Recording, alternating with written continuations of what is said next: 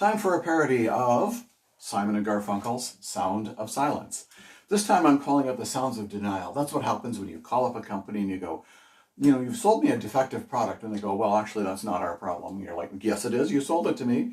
And look, there's guarantees. And they go, well, actually, that guarantee doesn't apply to you. Oh, denial. There you go. Hello, dryer, my old friend. You've gone and stole my socks again.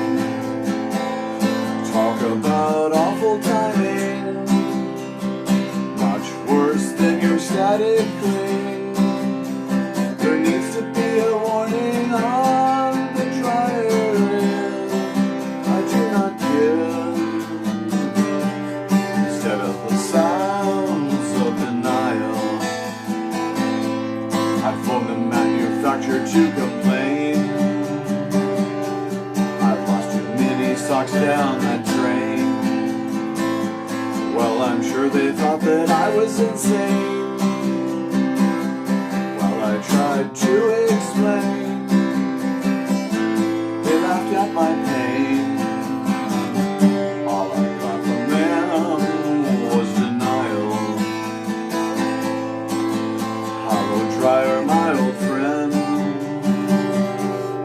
You and I have reached the end. There is no point in whining, or either of us pining. Socks were the final straw, got into my craw. But the worst were the sounds of denial. Yes, the worst were the sounds of denial.